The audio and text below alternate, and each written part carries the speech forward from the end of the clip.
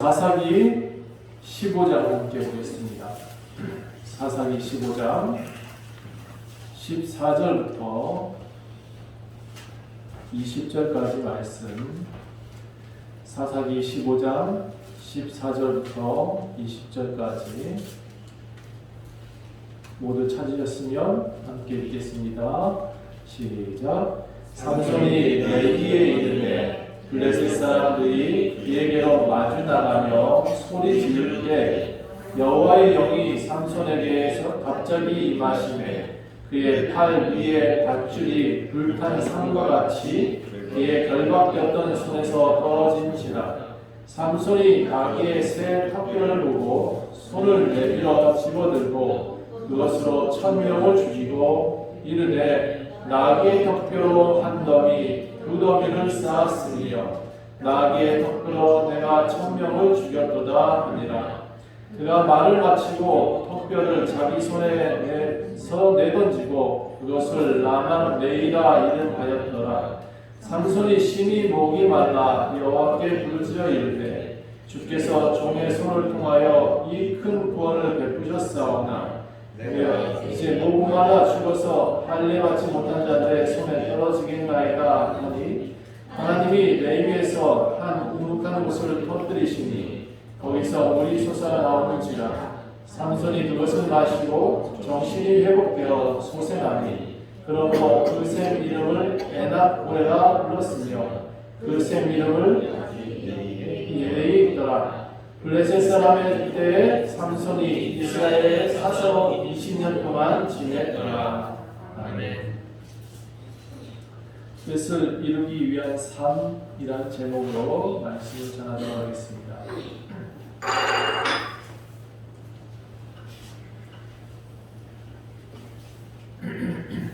여러분 삼손 좋은 사람 같으세요? 저는 아마 제 친구 중에 삼손이라는 친구가 있었으면 저 친구 안 할 것 같아요. 왜냐하면 삼손은 과격하고 좀 이게 무식해요. 어찌나 무식하든지 아무나 그냥 보면 마음에 안 드는 때려 죽였어요. 예. 이 사람한테 죽은 사람들은 대다수 블레셋 사람들이긴 하지만 안 믿는 사람들이긴 하지만 또 징계의 대상이기도 하고 당연히 하나님께서 그 땅에 사람들 멸하라 했으니까 멸해야 될 대상이긴 했지만 그래도 한 가지 다행스러운 것은 자기 식구들은 안 죽였어요. 유대인들은 손도 안 대고 그들은 모압에서 살았던 사사 중에 하나이긴 해요. 우리나라 사람한테는 영웅이지만 적군한테는 참으로 위협적인 존재가 삼손이었습니다. 여러분 우리 살다 보니까 가끔 이해 안 되는 일들 많지요.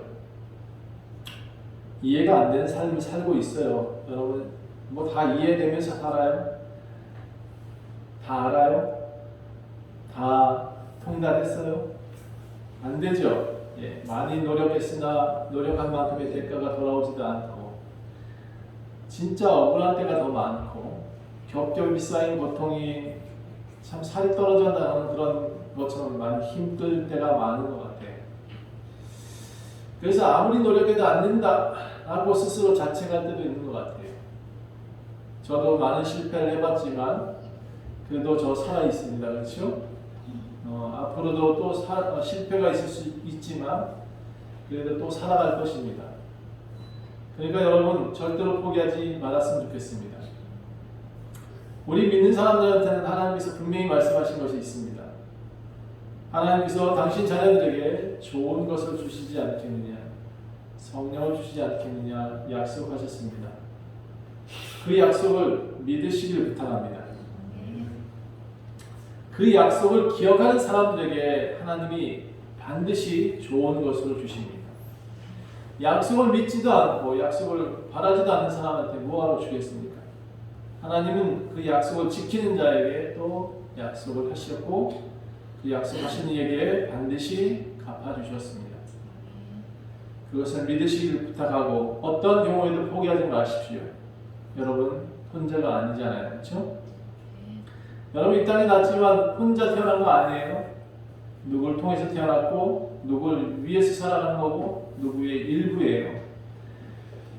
여러분 한 사람은 나 혼자 오면 참 좋겠다만 아무래도 옆에 사람한테 영향을 주는 사람들이에요. 가족에게는 희망이 될 수 있고 또 형제, 친구, 동료에게는 기둥이에요. 그 기둥이 무너지면 나만 무너지는 게 아니라 옆에 사람도 무너지는 거예요. 그러니까 이겨내셔야 돼요. 요즘 참 사람들이 어렵다 해서 스스로 죽음을 택하는 사람들이 참 많은 것 같아요. 서초동에 사는데 두 부부가 헬스장을 운영하다가 헬스장이 망했대요. 집이 있는 사람들인데 죽어버렸어요. 빚졌다. 여러분 집 팔아요 차라리. 그쵸? 그리고 우리 동네 이사 와요. 서초동 사람들. 거기서 헤매지 말고 그냥 여기 동네 와서 편하게 삽시다. 우리 이겨냈으면 좋겠습니다. 어떤 애는 대충 살아요 진짜. 여기 맨날 앞에 교회 앞에도 차 하나 대놓는 아이가 하나 있는데 깡패 같아. 근데 굉장히 좋은 차를 타고 다녀요. 근데 꼭 교회 앞에 차를 세우네. 내가 그냥 냅둬요. 언젠가 이 친구가 우리 교회에 들어올 수도 있지 않겠나 싶어서. 근데 참 엉뚱하게 살잖아요. 예. 돈놀이하면서 사는 그 아이들 보면서 대충 사는 것 같은데 쟤들은 왜 이렇게 잘 사는 것 같지? 왜 저렇게 좋은 차를 타고 다니나? 왜 이렇게 풍요롭지? 여러분 절대로 그거 부러워하지 마세요. 부러워할 필요가 없어요. 어차피 걔네들 이 땅에서 전부고 우리는 하나님 나라에서 영원히 살 테니까 걱정하지 마시고요. 실제 그런 사람들이 참 무서운 거예요. 언제 무너질지 모르는데 그들은 언제 어떻게 될지 모르는 늪에 빠져 있는 사람들과 같아요. 자신의 한계가 분명히 있음에도 불구하고 그 한계를 볼 줄 모르기 때문에 참 위험하다는 거예요. 여러분 그들은 또 무서운 게 뭐냐면 하나님 앞에 절대로 엎드리지 않아요. 뭐 지가 다 잘한 것처럼 아니기 때문에 그래요. 여러분 설령 내 뜻대로 안 돼. 네. 그렇게 살아가는 것이 진짜 사람다운 거예요. 나는 한계가 있고 나는 부족하고요. 나는 연약하다는 것을 아는 것이 사람이에요. 그런 사람은 조심할 수 있어요. 그런 사람은 더 아껴가며 살 수 있어요. 골골하면 100년 살아요. 네, 재수 없으면 200년도 산대요. 요즘 그렇게 약이 좋아져서 그저 이제 우리가 한계를 느꼈다. 그러면 이 한계 가운데 나는 여기까지일 수 있어. 그러니까 엎드려야 돼. 그 한계에 묻혀있지만 않으면 돼요. 거기에 허우적거리지만 않으면 돼요. 예, 그것은 이제 우리의 인생의 100년 주기 삶에 우리에게 맡겨진 이 땅에 잠시일 뿐인 거죠. 근데 거기에 만족하지 말고 좀 더 열심히 살았으면 좋겠어요.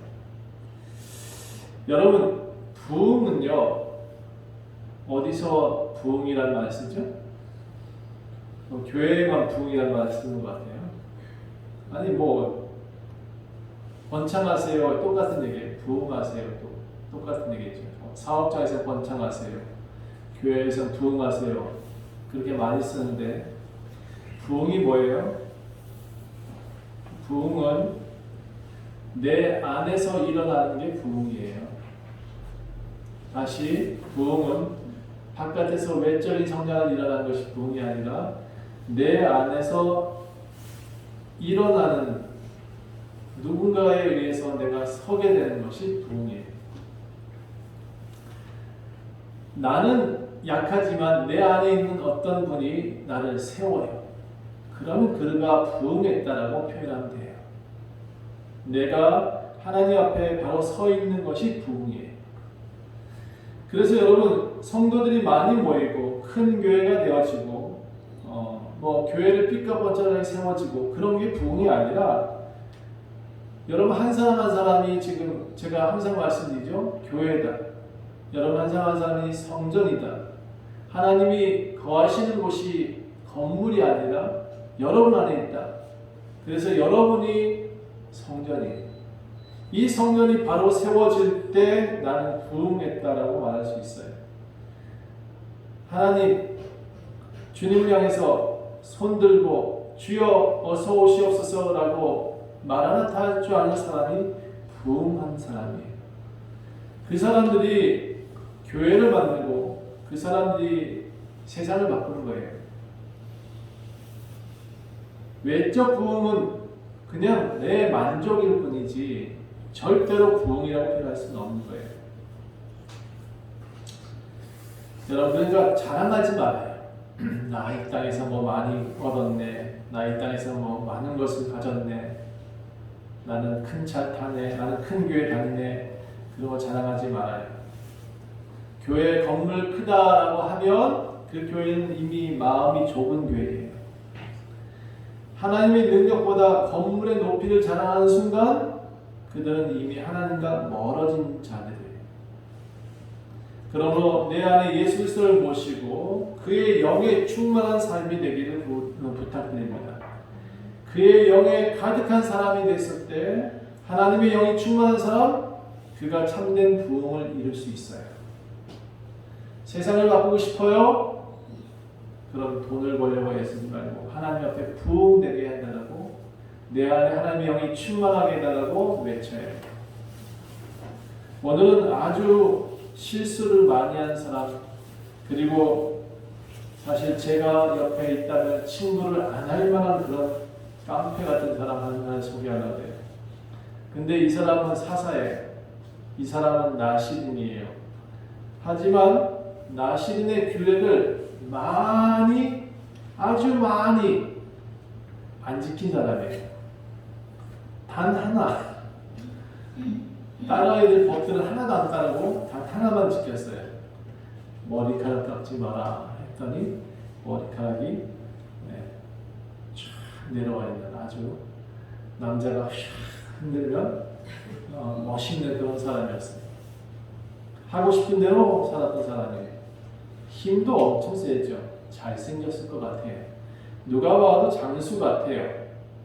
그런데 이스라엘의 문제란 문제는 이 사람이 다 터뜨려. 그러니까 물론 이제 이스라엘 사람들한테는 문제가 크게 없었지만 블레셋에서는 굉장히 골칫덩어리예요. 근데 사실 부모한테 잘했냐? 부모한테도 불효자예요.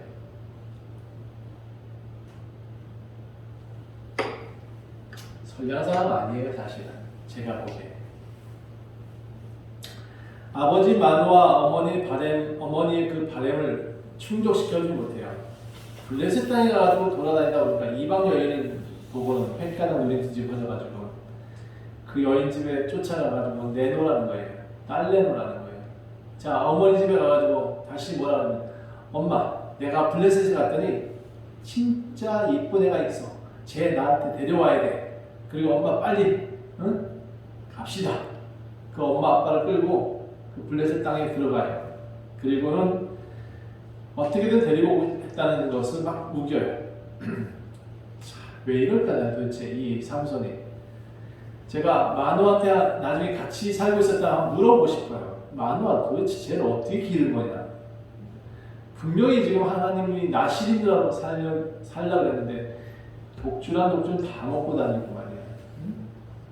쟤는 지금 하지 말라는 것을 다 하고 다니지 않냐. 왜 그랬을까? 아마 늦게 낳은 아들이어서 그렇게 애지중지했을까요? 아마 심리학자들이 아동학자들이 아마 본 입장에서 본다 그러면 이 부모 문제입니다라고 얘기할 거예요. 반드시 삼손은 부모가 잘못 가르친 겁니다라고 할 거예요. 사사기 14장 2절을 보면 그의 부모는 삼손에게 훈계를 합니다. 훈계를 해요. 한번 볼까요? 14장 2절. 올라와서 자기 부모에게 말하여 이르되 내가 딥나에서 블레셋 사람들의 딸 중에서 한 여자를 보았사오니 이제 그를 맞이하여 내 아내를 삼게 하소서 하매 3절. 그의 부모가 그에게 이르되 내 형제들의 딸 중에나 내 백성 중에 어찌 여자가 없어서 내가 할례 받지 아니하는 블레셋 사람에 가서 아내를 맞이하느냐 하니 삼손이 뭐라 그러는지 아세요? 그의 아버지에게 이르되 내가 그 여자를 좋아하오니 나를 위해 그 여자를 데려오소서 라고 말을 해요. 데려와 라고 말하는 거예요. 이게 완전히 말도 안 되는 거예요. 아버지의 말도 안 듣고 땡땅 부리고 있는 거예요. 자, 그런 모습을 보면서 저는 이 아이를 키우는 부모는 아마 뭔가 실패한 부모 같이 느껴졌을 거예요. 아마 삼손은 ADH였을 것 같아요. 지금 아들은 이스라엘에서 가장 큰 문제일 수 있어요. 이때 삼손이 나이가 아마 결혼하겠다라고 하는 나이가 하면 17세에서 한 20세 정도 됐을 거라고 봐요. 성인이어야 되니까 결혼을 하잖아요. 17세부터 한 20세. 요즘 이제 이스라엘은 18세가 결혼할 수 있는 나이로 정해져 있더라고요. 그런데 나시린의 규정이 있어요. 만지지 말래. 죽은 돈 만지면 안 돼요. 그럼 다시 시작해야 돼요. 자, 어디 가서 독주를 마셨어요? 그럼 다시 시작해야 돼. 처음부터 끝까지. 약속한 날까지. 그런데 아무렇지도 않게 사체를 만지고 다니고, 아무렇지도 않게 사자를 죽이고 다니고, 아무렇지도 않게 뱃속에 있는 꿀을, 죽은 사자의 배를 긁어가지고 꿀을 누가 먹지는 나. 하지 말라는 거 다 했던 사람 삼손. 머리카락 하나만 지켰어요. 자, 왜 하나님께서 근데 이런 문제아들을 혼내지 않으셨을까요? 이 문제아잖아요, 진짜. 이 문제아를 왜 혼내지 않았을까? 이게 14장 4절에 이유가 나와요. 하나님이 그 사람을 그냥 둔 이유. 한번 읽어보겠습니다. 다 같이 14장 4절 시작. 그때 이스라엘을 가진 가나안에 틈을 타서 그 사람을 치려한 일이었으나 그의 부모는 이 일이 여호와로부터 나온 것인 줄을 알지 못하였더라. 자, 악한 시대는 악한 왕이 나와요. 그리고 영웅은 언제 나와요? 난세에 나와요. 그렇죠? 이순신이, 여러분, 우리가 알고 있는 이순신은 되게 위대한 명장이죠. 그런데 이순신의 뒷모습을 좀 설명해 볼까요? 우리가 알고 있는 많은 사람들이 마틴 루터라고 하는 그 사람도 좀 사실 문제가 있어요. 아니, 명설교를 했던 사람이긴 한데 그 전날에 아주 문란한 행위를 했다고 알려져 있어요. 자, 이순신 장군은 열심히 명장이었으나 그의 곳곳에 여자들을 두고 있었어요. 참 여자들 좋아했다 그래요.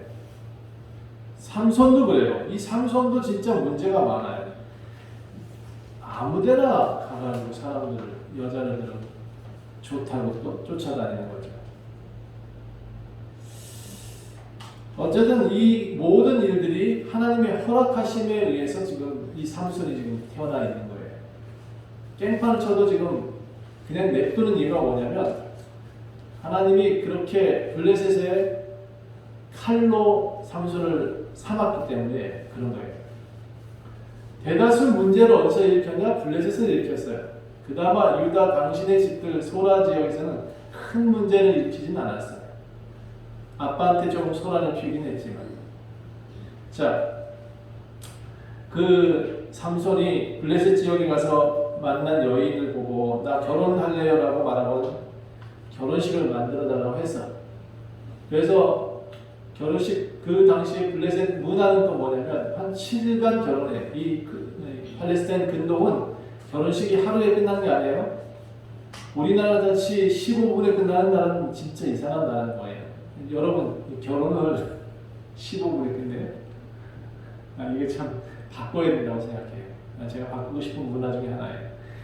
7일 동안 하는데 그 7일 동안 남자의 친구가 와서 놀든지 아니면 어쨌든 블레셋 친구가 와서 놀든지 남자의 친구들 30명 있어야 돼요. 그들한테 술을 나눠주고 함께 마시고 즐거워하면서 잔치를 벌이는 게 7일 동안 잔치를 한 거예요. 그래야 결혼식이 있다. 그래서 장인이 그 블레셋에 있는 사람들 한 30명을 모아다가 친구를 삼아줬어요. 먹고 놀고 자고 하는 일은 그냥 그렇게 살던 시기였는데 이 삼손이 또 짓궂잖아요. 자기가 내려오면서 사자 한 마리 죽였고 그 사자 다시 이제 내려오는 날 보니까 꿀이 그 속에 들어있고 그래서 그걸 먹었단 말이에요. 그래서 그걸 이걸 수수께끼 한번 내볼까? 내가 우리 와이프한테 옷 30번 하는 선물해야 되지 않겠어? 라고 생각하고는 쟤네들한테 뺏어서 주자 이렇게 하고는 수수께끼를 내는 거예요. 자, 문제가 이래요. 먹는 자에서 먹는 것이 나온다. 강한 것에서 단 것이 나왔다. 이게 무슨 뜻이냐? 먹는 자에서 먹는 것이 나오고 강한 자에서 단 것이 나왔어. 이게 무슨 뜻이냐? 우린 다 알죠? 이미 사자를 먹는 자라고 표현하고 그 먹는 것이 나왔다고 표현했으니까. 강한 자에게서 단 것이 나온 게 뭐예요? 그 강한 자에서 배에 꿀이 나왔잖아요. 좀 다 알고 있는 거지만 여기 30명은 알까요? 모를까요? 절대로 몰라요. 이건 있을 수 없어요. 풀 수 없는 문제예요. 왜? 경험치 않았던 문제고 이런 수수께끼는 절대 있을 수 없었으니까. 그래서 이 문제를 풀면 내가 배옷 30벌과 겉옷 30벌을 주겠다. 너네들한테 한 번씩 다 선물 줄게. 그런데 너희가 문제를 풀지 못하면 내가 배옷 30벌 너희가 풀지 못하면 나한테 30벌을 줘. 그렇게 아내 옷감 겉옷감을 다 하나씩 줘 라고 말을 했어요. 사흘이 지나도 문제는 풀리지 않죠. 7째이 나이 되니까 블레셋 청년들이 삼손의 아내를 불러다가 협박합니다. 야, 너 남편한테 그거 알아내. 안 알아내? 그럼 너네들 모두 다 죽여버릴 거야. 너희 집안 아주 흰지박산 낼 거야. 이 블레셋 사람들도 악도가 사람이다 보니까 그렇게 했을 것 같아요. 그리고 어떻게 했어요? 삼손의 아내는 죽지 않기 위해서 사실은 삼손 앞에 눈물을 흘려가며 수수께끼 답을 알아냅니다. 정말 7일 동안 이 아내한테서 삼손이 계속 달려가면서 좋은 것 줘가면서 그 수수께끼 답을 알려달라고 말을 해요. 근데 어떻게 됐을까? 이 삼손이 자기 아내한테는 약해. 누구 같지, 그렇죠? 누가 안 같아요? 아니 바깥에서 용감히 싸우고 힘센 사람 같은데 꼭 집에 오면 약해지는 남자들의 속성이 다 똑같은가 봐. 저를 얘기하는 거예요. 네, 남 얘기하는 게 아니고. 아무튼 이 삼손도 이 아내한테 어떻게든 시달리는 게 싫어가지고 말을 해주고 그랬어요. 근데 삼손의 문제는 삼손의 아주 문제는 여자한테 문제 있어요. 여자들이 진짜 문제야. 삼손이 여자를 안 만났다면 아마 한 80까지 살았을 텐데 삼손이 여자를 만나는 바람에 원래 나시린 장가도 가지 말아야 되는데 이렇게 이상한 짓을 했어요. 사실은. 장인이 된 아버지 그 친구 나중에 보니까 삼손이 이 30명한테 줘야 되잖아요. 그러니까 옆 동네 갔어요. 아스글론이라는 옆 동네 역시 블레셋과 같이 이방신들을 섬기는 나라이긴 해요. 그들도 멸해야 될 대상이긴 한데 그 집에 가가지고 30명을 때려 죽였어요. 그리고 그들의 옷을 입고 있던 것들을 벗겨다가 던져줘 그랬어요. 자, 니들 입어. 그래, 너네들 그렇게 내 아내를 보여가지고 여기 뭐라고 표현해? 재밌는 표현이 나와요. 내 암소를 뭐라고 표현할까? 암소를 끌지 않았다면 그 답을 알아낼 수 없었을 것이다 라고 말을 해요. 얼마나 그 아내 그 집 사람들한테 블레셋 사람들이 어렵게 했는지를 이제 삼손이 알았다는 거죠. 자, 근데 이제 삼손은 사실 그 아내를 버린 건 아니었어요. 이게 너무 화가 났어. 화가 나니까 삼손이 다혈질이다 보니까 그 자리에 있으면 다 때려 죽일 것 같거든. 그러니까 아마 집으로 돌아가는 것 같아요. 근데 말이라도 한마디 할지. 내가 다시 온다. 그 말도 안 해. 누구와 똑같죠? 예. 감각도 좋은 거 아니에요? 그래서 열심히 그 삼손은 집에 돌아가 버립니다. 아버지 집으로 돌아가 버려요. 그리고 한 7일쯤 지났을까? 또 한동안 지났을까? 아내 보고 싶잖아. 또 미안하잖아. 그러니까 새끼 염소 한 마리 잡아다가 들쳐매고는 갔어요. 갔는데 장인이 들어오지 못하게 하는 거예요. 들어오지 마. 왜?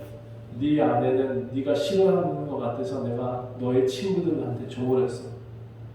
친구 하나 뭐 그거 블레스 사람인데 어쨌든 그렇게 놀던 친구 중에 하나를 내가 줘버렸다. 그랬더니 너 화낼 것 같아서 그런데 내가 네 둘째 딸이 있으니까 걔 줄게. 화가 났습니다. 삼손이 또 다혈질이잖아요. 이 말을 듣고 가만히 안 있었어요. 자, 이제 내가 복수를 할 거야 하고는 산에 가서 여우 300마리 잡아와요. 얼마나 빨랐을까? 여러분 여우 잡아보셨어요? 못 잡아봤죠? 여우 보셨어요? 여우가 반려동물로도 요즘 각광을 받는다고 하던데 여우는 잡기가 힘들다 그래요. 근데 그 잡은 것이 달려가면 잡고 달려가면 잡고 얼마나 빨랐을까, 그렇죠? 홍길동 같을 것 같아. 우리나라로 표현하자면 홍길동 같았잖아요. 얼마나 힘이 셌는지 나중에 보면 재밌는 것도 나와요. 힘도 엄청 세고 빨랐어요. 그러니까 여우 300마리 잡아다가 다 꼬리를 묶어가지고 거기다 가운데다가 횃불 있죠? 그걸 회라고 해요. 회를 확 꽂아놓고는 또 붙임 묶었어요. 그리고 두세 마리씩 풀어놔버렸어요. 그랬더니 불 붙여서 풀어놨더니 밭에 블레셋의 온통 밭을 다 태워버렸어요. 포도나무도 다 타버렸어요. 이삭 조금 자랐는데 이게 싹 타버렸으니까 어떻게 농사 다 망쳤네, 그렇죠? 감람나무도 다 태워버렸어요. 아주 쑥대밭을 만들어놨어요. 그러니까 자기들의 삶을 다 망가뜨려 놓으니까 어떻게 하겠어요? 이 삼손을 잡아 죽이겠다고 쫓아왔겠죠? 이 삼손은 그 사이에 도망가 버렸지. 그러니까 어떻게 했냐? 그의 장인하고 그의 아내하고 잡아다가 불태워 죽여버렸어. 그 얘기를 또 나중에 들었네. 삼손이 그 얘기를 듣자마자 화가 치밀어 올랐나 봐요. 내가 여기까지는 한계였다 라고 말하고는 갑자기 삼손이 그때 하여튼 쫓아다니면서 30명을 죽였는지 어쨌든지 모르겠지만 블레셋 사람들 보는 족족 손으로 이 당수로 탁 쳐버렸어요. 어딜 쳤냐면 정강이라고 표현해요. 다리를 탁 치니까 앞에 정강에 탁 잘라주고 옆에를 탁 치니까 여기 골반 옆에 대퇴부 옆에 있는 뼈가 쫙 잘라져요. 여러분 여기가 잘라지면 죽어요. 네. 그래서 죽인 사람들이 되게 많았다라고 표현하고 있어요. 그날 아마 제가 보기에는 이 사람들 정강이와 넓적다리를 부셨을 때 당장 안 죽었을 것 같아요. 얼마나 고통스러울지 몰라요. 이건 붙일 수도 그 당시에 붙일 수도 없었을 것 같으니까 다 죽어버렸다. 그리고는 도망가서 에단 바위 틈에서 머물러 살았대. 에이, 난 집에 가기 싫어. 나는 블레셋들이 가기 싫어. 산속에 그냥 굴 속에 들어박혀서 있는데 그거를 이제 문제가 됐잖아요. 삼손이 이렇게 블레셋을 다 쑥대밭으로 만들어 놓으니까 블레셋 사람들이 유다한테 전쟁을 하겠다고 많은 사람들이 유다 앞에 와가지고 전쟁 준비를 하는 거예요. 아무도 이게 왜 이러는지 모르는 거예요. 유다 사람들은 왜 쟤네들이 우리를 치러 왔는지 도대체 알지도 몰라. 그래서 그날 유다 사람들이 가서 사신들 파견해가지고 물어봐요. 왜 너네들 쳐들어왔냐? 왜 쳐들어왔는데? 라고 물어요. 그랬더니 삼손이 이왕저왕해서 이렇게 저렇게 해서 이렇게 됐다. 그래서 너네들 그 삼손을 잡아오지 않으면 너네들 다 죽여버릴 거야 라고 블레셋이 말을 해요. 유다 사람 입장에서는 이 삼손을 내주는 게 나을 것 같은 거죠. 그래서 삼손을 찾아가지고 그 바위에 숨어있던 사람을 찾아내가지고 삼손 너가 이마 좀 해가지고 우리 블레셋이 지금 우리나라를 지금 통치하고 있는 건 모르냐? 너 우리가 잡아갈 거야.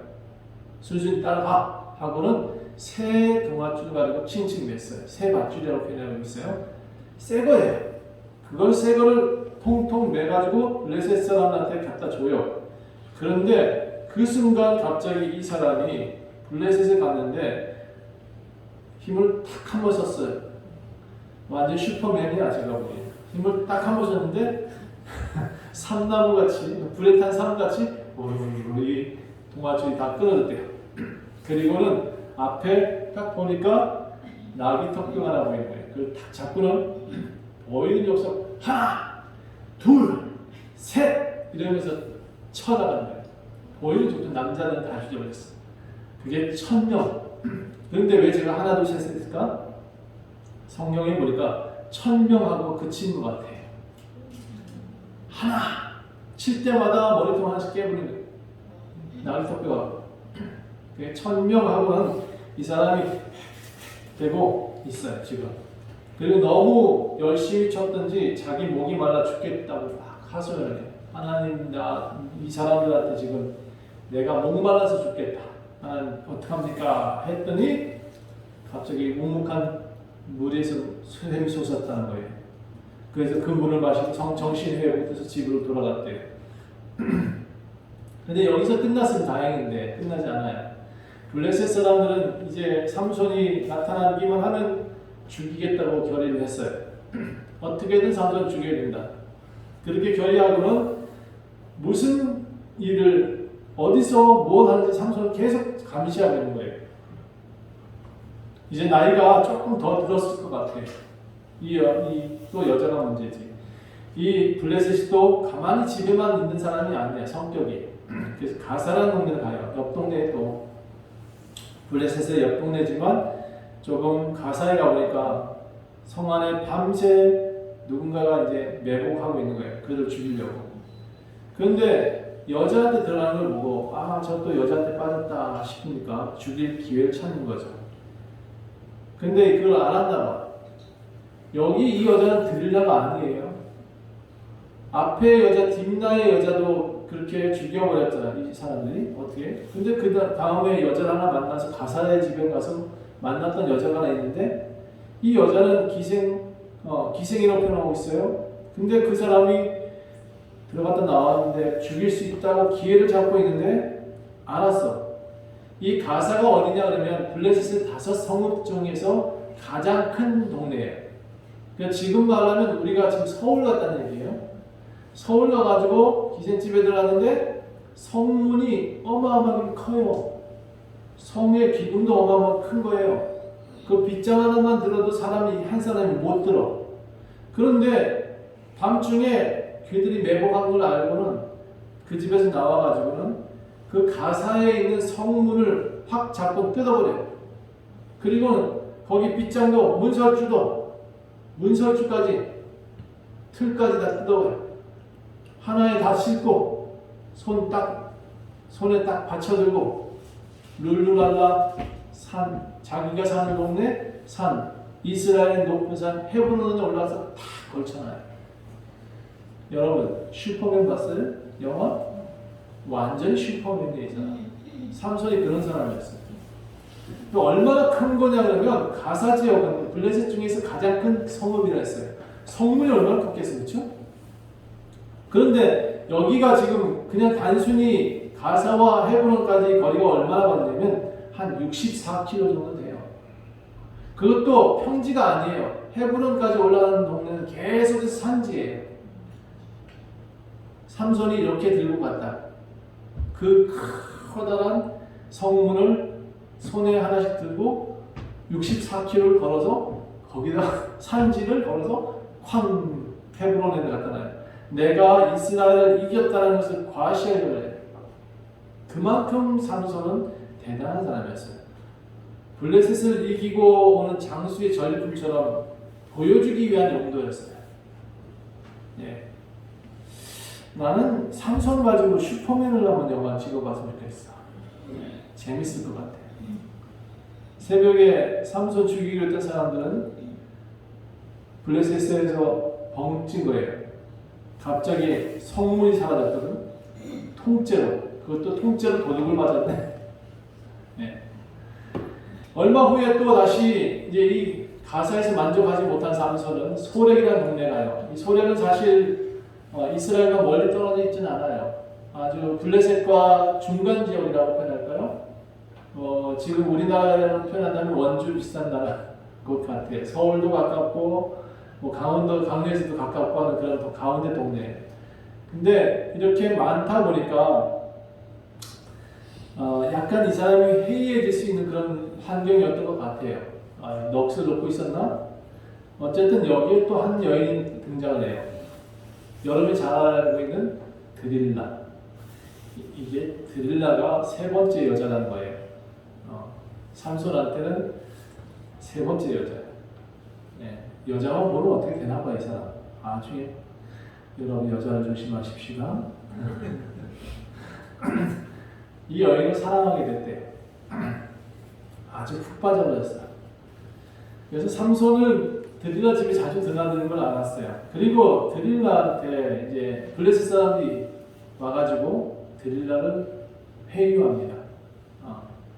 야, 너 삼손한테 힘이 어디서 나오는지 알게 되면 내가 1,100개를 너한테 줄게. 그리고 삼손을 묶을 수 있는 방법만 알려주면 또 1,100개를 알려줄게. 둘 다 알려주면 내가 다 줄게. 1,100개 같으면 얼마일까요? 예, 여러분 상상할 수 없는 돈이라고 생각하면 돼요. 그냥 아주 상상할 수 없는 돈을 주겠다고 했어요. 드릴라가 그 돈을 받았는지 안 받았는지 결과가 안 나오지만 어쨌든 드릴라로 인해서 삼손을 붙잡혀 갑니다. 그렇죠? 그 내용들을 사실은 별로 크게 중요한 건 아니에요. 드릴라가 얼마나 많은 걸 섬겼냐면 이렇게도 실험해보고 저렇게도 실험해보고 돈 받을 욕심에 그 삼손을 죽일 수 있는 방법을 알아내려고 각가지 방법을 3번이나 시도했지만 3번 다 실패하고 맙니다. 그리고 이제 결국은 드릴라가 최후의 전법을 쓰죠. 눈물 전법이라고 들어보셨어요? 눈물 전법이라고 있어요. 조르기 전법이에요. 와, 사람이 들어오면 숨쉬게 해주는데 당신 힘 어디서 나오냐니까? 당신은 나한테서 힘 쓰나 그래? 당신 내가 당신의 장점도 알고 약점도 알아야지. 하여튼 여자를 조심합시다. 가원이설을 가지고 어떻게든 남자를 괴롭게 합니다. 이제 정말 힘들어 죽을 지경이에요. 여기 성경이 뭐라고 되냐면 매일 울고 하니까 삼손을 재촉하니까 삼손의 마음이 번뇌하여 죽을 지경이 되었다라고 나와요. 여자한테 조여 맞나요 혹시? 장관님, 임기석 집사님 혹시 여자한테 조여 봤어요? 사모님한테 물어봤는데. 양경 집사님. 응? 답이 없네. 역시 과학계. 눈물 전법은 혹시 당해보셨어요? 네, 저는 못 이겨요. 저는 못 이기겠더라고요. 진짜 못 이기겠어요. 제 아내가 울면 저는 안절부절하거든요. 정신이 하나도 없어요, 와중에. 어떻게 해야 될지 모르겠어요. 그냥 방만 뛰고 난리가 나서. 자, 드릴라는요 그렇게 번뇌하고 죽을 지경이에요. 지금 삼손 때문에. 삼손이 이 드릴라 때문에 죽을 지경이에요. 근데 결국은 어느 날 복기다 이제 방법을 바꿨어. 자, 이래 누워요 하고 자기 다리를 내주고는 머리를 갖다가 쓰다듬네. 졸려. 졸려. 그리고 결국 이제 한마디, 내가 말이야, 이 머리털에서 사실 힘이 나오는 거야 라고 고백을 해버려요. 열심히 그 상태에서 또 재웁니다. 그리고는 여기에 머리카락 7가닥이가 나와요. 다 밀지 않았어. 참 쉽죠? 여자가 사람 죽이기 참 쉽다는 거예요. 여러분 여자를 조심하세요. 7가닥은 탁 뺐어, 뜯어냈어. 그리고는요, 그걸 손대자마자 하나님의 영이 그에게서 떠나가요. 하나님은 약속하시는 하나님이시거든요. 나시린으로 약속되어진 것은 삭도되지 말라는 약속을 하고 살았던 거예요. 두 사람의 관계가 있는 거예요. 이 약속이 깨지는 순간 하나님의 영이 떠나가고 그에게 주어졌던 힘도 다 떠나는 거예요. 깎지 않았어요. 누가 알기로는 그렇게 얘기를 하는데, 들으다가 그 삼손의 머리카락을 깎았다는데 성경을 잘 안 읽었나 봐. 7가닥 땡겼어요. 그리고는 땡기고 난 다음에 힘을 시험해봤는데 힘을 못 써. 그러자 블레셋 사람들이 숨어있다가 확 뛰쳐나와가지고 삼손을 동아줄로 콱콱 묶었어요. 그리고 그 즉시 머리카락을 확 밀어버렸어요. 그리고 끌고 가요. 그리고 가자마자 눈을 확 빼버려요. 그리고는 이제 힘없는 그를 맷돌에다 달아놓고 나귀가 끌어야 될 맷돌을 돌리게 만들어놨어요. 자, 얼마나 비참해집니까? 그렇죠? 여자를 잘 만나면 흥하고 여자를 잘 만나면 망한다. 이게 교훈일 수도 있겠다. 그렇죠? 우리 교회 여자들 만나십시오. 바깥의 남자들이요. 혹시 흥할 수 있습니다. 네, 블레셋 사람들이 들이닥쳐서 이 삼손을 다 묶고 눈 빼고 그렇게 조롱거리로 만들고 이제 제주꾼으로 만들어요. 제주꾼이에요. 어느 날 이제 블레셋 사람들이 많이 모이는 날, 이날은 어떤 날이냐면 다곤 신에게 제사 드리는 날입니다. 그 동네 모든 블레셋 사람은 다 그곳 성전에 모여요. 그래서 그날 축제의 날입니다. 우리가 다곤 신이 이겼다라고 축제를 하는 거예요. 우리 블레셋 사람들이 이겼다, 하나님을 이겼다라고 말하면서 삼손 이제 불러다가 제주를 부리게 만들자 잔치를 하고 있는데 삼손이 이제 등장하고 있어요. 처음부터 삼손이 힘을 쓴 건 아니에요. 근데 어느 날 지나고 보니까 이미 삼손의 머리카락이 조금씩 났던 것을 이들은 간과하고 있었어요.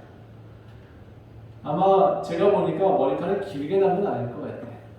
아마 군인 머리처럼 이렇게 조금 짧게 머리가 나고 있었던 거겠죠. 근데 제가 머리카락 났다고 하나님이 돌아왔을까요? 아마 저는 이게 아무리 생각해도 머리카락 때문에 우리가 힘을 쓸까요? 네, 그런 거예요. 여러분, 하나님과 약속한 사람에게 힘을 주시는 거예요. 하나님의 약속이 있는 사람한테 우리가 세상을 바꿀 수 있다고 제가 말씀드렸어요. 그렇죠? 하나님의 약속을 가진 사람들만이 세상을 이길 수 있어요. 여기 지금 삼손은 그날 머리카락이 나서 힘을 쓴 게 아니에요. 삼손이 양쪽 기둥에 손을 매어져서 기둥에 쇠살이 슬이 매었는지 모르겠어요. 아니면 이 기둥이 두 개가 같이 옆에 붙어 있는지도 모르겠어요. 아무튼 그렇게 두 기둥 사이에 세워졌어요. 제주부리라고 막 하는데 제주부리인 척 하다가 눈이 빠진 이 사람이 보이질 않으니까 옆에 있는 청년한테 나 기둥 좀 잡게 해줘 하고 말을 해요. 하나를 잡고 하나를 잡았어요. 아마 두 기둥씩 있었는지도 모르겠어. 제일 큰 기둥에다 딱 손 잡고는 이렇게 기도해요. 하나님 구하옵나니 나를 생각하옵소서. 이 사람 그냥 단순하게 한 거 아니에요. 이 상황에서 부르짖어야 돼요. 여러분 힘들고 어려울 때 정말 고통스럽고 미치겠거든 부르짖으세요. 아무 때나 부르짖으면 미치는 사람이 되는 거고 아무 때나 밖에 나가서 부르짖으면 머리 꼭 꽂아야 돼요. 그러지 말고 정말 죽게 생겼거든 부르짖으세요. 그때 이 사람이 지금 구합니다. 하나님 나를 생각하십시오. 하나님이여 이번만 나를 강하게 해주시옵소서. 나의 두 눈을 뺀 저 블레셋 사람들을 단번에 원수를 받게 해주세요 라고 기도하고는 이 사람이 힘을 씁니다. 갑자기 힘을 쓰면서 그 기둥을 안고 넘어져 버렸다 그랬어요. 그리고는 그 기둥에 받쳐서 삼손이 죽었어요. 그리고 그 집이 다 무너져 내려요. 거기에 이게 주기둥이었던 모양이에요. 어떻게? 난 블레셋 사람들의 건축 양식을 한번 살펴보고 싶어요. 어떻게 해서 이게 하나 물었는데 다 무너졌을까? 아무튼 이 사람이 죽인 블레셋 사람들의 수가 자기가 살았을 때 죽인 사람들의 숫자보다 더 많았다라고 기록되어져 있어요. 여러분, 나실인 삼손, 자기 힘에 되는 근원인 머리카락을 여자한테 넘겨줘요. 모든 힘을 잃게 되죠. 제가 보니까 실수가 참 많은 사람이에요. 나실인의 규례도 제대로 안 지킨 사람이에요. 그러나 분명한 것은 하나님이 그를 사용하셨어요. 여러분, 혹시 내가 부족하다, 내가 실수가 많다, 나는 뭐 할 수 없어 라고 맨날 들은 사람들, 저는 언제 용기를 냈냐, 저도 20대까지는 너는 할 수 없어, 너는 뭘 할 수 없다라고 들었던 사람 중에 하나요. 늦게 난 아들, 삼손 같은 아들, 힘을 못 쓰지만 아무튼 그렇게 애지중지 키운 아들입니다. 저도 그렇게 해서 어머니가 다 하겠다고 했던 아들인데, 저는 언제 깨달았냐, 하나님이 함께 하신다는 걸 알았을 때 저는 부모님을 벗어났어요. 하나님이 나와 함께 무엇을 해주시겠다는 약속을 하셨을 때 저는 세상을 이길 수 있는 용기가 생겼어요. 안 된다고 하지 말고요, 하나님께 의지하세요. 무엇인가 내가 아무리 힘이 세다 할지라도 하나님 없이는 우리 힘쓸 수 없어요. 우리가 아무리 지혜롭다 할지라도, 아무리 능력이 많다 할지라도 하나님 없으면 우리에게 필요가 없어요. 삼손은 하나님 없으면 힘쓸 수 없어요. 당시에 삼손을 세우신 것은 하나님의 뜻이었습니다. 그리고 많은 사람들 가운데 블레셋을 쓸어담는 빗자루였습니다. 하나님께서 쓰시겠다는 것을 사람이 속되다하지 말아야 됩니다. 아무리 이상해도 하나님 뜻은 옳다라고 하셨으면 좋겠습니다. 물론 정말 아닌 건 아닐 수 있어요. 그러나 하나님이 하시고자 하는 뜻은 분명히 결과가 나온단 말이죠. 가끔 하나님은 마귀도 사용하십니다. 사람을 괴롭게 하기도 하시지요. 욥을 보면 그랬어요. 예수님을 시험한 사람도 사탄이라고 나와요. 그러니까 하나님이 허락하심에 따라서 가끔 불합리하게 보이는 일도 하나님은 가끔 행하세요. 그러나 그 불합리하게 보이는 것조차도 우리는 하나님 앞에 뭐라고 해야 되냐? 하나님은 선하십니다 라고 해야 돼요. 나는 손해봤습니다, 하나님 나한테 왜 이럴 수 있습니까? 라고 말할 수 있어요. 그러나 하나님이 갚아주실 겁니다. 하나님이 일하신다고요. 여러분, 저끼는 믿음 잃지 마셔야 돼요. 하나님이 일을 하세요. 악한 시대에 태어난 삼손은 그 사람을 심판할 수 있는 빗자루였고 도끼였고, 그 블레셋 사람들은 더 강력한 힘이 필요했기 때문에 그를 지금 현대 히어로처럼 만들었던 거예요. 우리의 상식과 전혀 다른 인물이었던 삼손이었지만, 그는 짧은 생애를 살았지만 하나님의 도구로 살았던 사람입니다. 그의 힘의 근원이 머리카락이 아니라고요. 하나님의 약속을 지키는 약속에서 그의 힘이 나타나고 있습니다. 우리도 하나님과 같은 삼손의 그와 같은 약속을 받은 자들입니다. 여러분, 힘은 못 쓰죠? 그러고 생각해보니까 나보다 힘 다 쓰는구나. 우리 성도님들은. 여러분, 삼손같이 힘이 세다 할지라도 힘 자랑하지 말고 오직 하나님 자랑하세요. 하나님이 여러분을 이기게 하실 것입니다. 하나님이 여러분을 살아나게 하실 것입니다. 하나님이 여러분에게 능력을 주실 것입니다. 세상을 이길 수 있고 세상을 바꿀 수 있는 것은 오직 하나님의 능력임을 믿으시기를 간절히 축원합니다. 기도하겠습니다. 하나님, 희대의 히어로였던 삼손, 세상에서 이렇게 힘센 사람이 있었을까요? 블레셋을 이와 같이 많이 한 사람이 죽인 경우가 있었을까요? 정말 영웅다운 사람이었지만 그래도 그는 하나님 없이는 아무것도 아니었습니다. 우리가 그 하나님과의 약속을 어긴 그 7가닥 때문에 힘을 잃었던 것을 봅니다. 우리 주님, 하나님과의 약속을 우리가 지키는 나시린으로 살게 하여 주시옵소서. 당신께 충성하겠습니다. 당신을 위해서 살아가는 그런 삶이 되게 하겠습니다. 비록 몸에 힘은 없지만 당신의 약속을 믿는 사람들, 이 사람들을 통해서 세상을 바꾸어 주시옵소서. 우리 사업장을 바꾸어 주시옵소서. 우리 가정을 바꾸어 주시옵소서. 오직 주님의 능력 가운데 사는 사람들, 이 사람들을 붙들어 주시옵소서. 감사드리며 예수 그리스도의 이름으로 간절히 기도합니다. 아멘.